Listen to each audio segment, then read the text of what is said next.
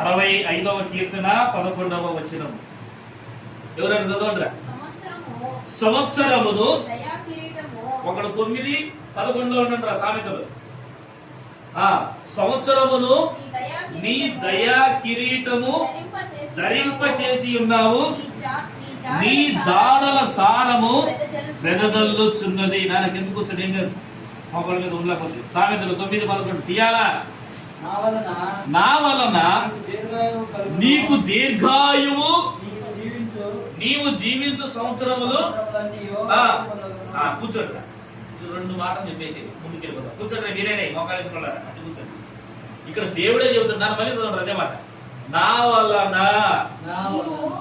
వలన నీకు దీర్ఘాయువు కలుగును. ఇప్పుడు నేనంట నాసికారంధ్రంలో ఊపిరి పీల్చి వదులుతున్నామంటే ఇది దేవుని యొక్క కృప కాదా? బైబిల్ సెలవిస్తుంది. బైబిల్లో నువ్వు బైబిల్ నమ్మావంటే దేవుడిని నమ్ముతావు, అవునా కదా? ఇక్కడ దేవుడే చెబుతున్నమాట ఏమని? నా వలన నువ్వు రోజు రోజు బతుకుతున్నావు అని అర్థం. అది అవునా కదా? చదువురా మళ్ళీ.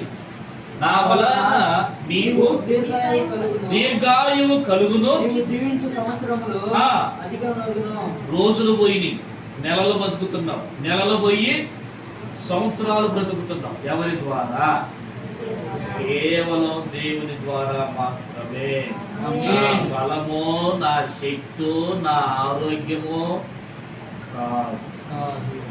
మన బలం కాదు, మన శక్తి కాదు. ఒక్కసారి దేవుడు ఒక్క సూప్ అని చూస్తే ఏమైపోతాం? ఇశ్రాయేలీల మీద ఒక్కసారి మోషేను ఒక్కసారి తప్పు అనడం అంతే. భూమి అట్లా తెలుసుకొని ఇంచుమించుగా 250 మంది దాంట్లో పడి చచ్చిపోయారు.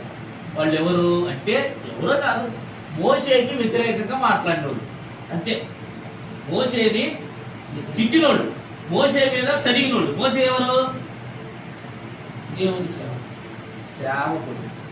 అంటే మోషే గారి సంఘంలో ఒక బ్యాచీ లేచింది. ఎంతమంది బ్యాచీ అది? 250 మంది బ్యాచి వ్యతిరేకంగా లేచి ఆ పాస్టర్ గారి మీద సంఘ బిడ్డలో కునికారు. అప్పుడు దేవుడు అన్నాడు, నువ్వు ఒక్కసారి అడుగొచ్చు, ఒకసారి అడుగొచ్చు సరే అని అట్లా అడిగి అంతే.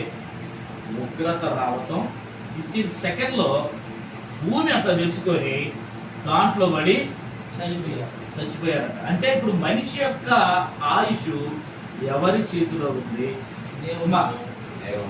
గట్టిగా ఎవరి చేతిలో ఉంది? దేవుని చేతిలో ఉంది. మరి నా కొడుక్కి అది చేశారు, నా కూతురికి ఇది చేశారు, అందువల్ల ఇది జరిగినాయి అని దానికి అర్థం ఏంటి? అది నిజమా? ఎవడో వత్తడో పండ్లు పట్టిన మోసం ఒక్కడు చెబుతారు. హల్లెలూయా. సాయంత్రమే పిల్లగాడికి జ్వరం అవుతుందంటే తీసుకో దానికి మసీదు తీసపోయి ఈ లోవులు కట్టి వాడు ఆ జ్వరంతో వీక్నెస్ అయ్యి దీన్ని పోయి లేక కింద పైన ఓడి తిరుగుతూ ఉంటాడు. ఇక ఎందుకు వచ్చింది నైట్ పూట జ్వరం చెప్పండి?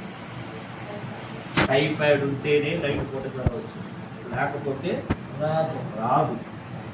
తెలిసంటేనేగా నువ్వు డాక్టర్ చెప్పిన మాటేనో పాస్టర్ చెప్పిన మాటేనో ఎవడు మోహంలో ముసలం వచ్చి చెప్పిన మాట మాత్రం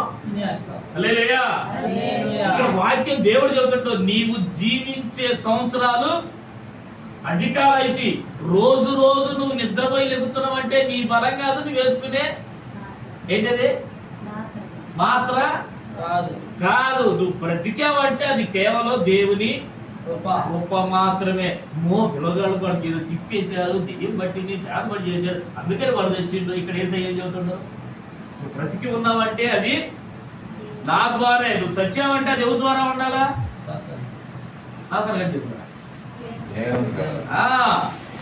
ఇప్పుడు నేను ఒక మాట అంటాను. నేను ఊరికి పోతా ఉన్నా, మా ఇంట్లో పిల్లలు నేను పోయేటప్పుడు పాస్టర్కి మీరు ఆలోచించి దాంట్లో 1,00,000 రూపాయలు ఉన్నాయి అనుకున్నాను. నేను వచ్చేసరికి 1,00,000 రూపాయలు లేవు. ఎవరిని అడుగుతా? అంతే కదా. ఇక్కడ ఏం చెబుతుండవు? నువ్వు ఈ రోజు బ్రతుకున్నావంటే నా ద్వారా, సంవత్సరం బతికావంటే అది నా ద్వారా, చచ్చిపోయావంటే ఎవరి ద్వారా? ఆ బీరువాలో డబ్బు తీసినా నువ్వే, తీయకపోయినా సరే అది నువ్వే. నిన్ను బ్రతికించేది ఎవరు? అప్పుడు చంపే ఉద్దేశం కూడా ఎవరికి ఉండాలా? దేవునికి. మరి శాతపడి చేసి చచ్చిందంటే ఏంటది? హల్లెలూయా. దైవికమైన జ్ఞానం ఉండాలి. స్తోత్రం. హల్లెలూయా. మంచిది.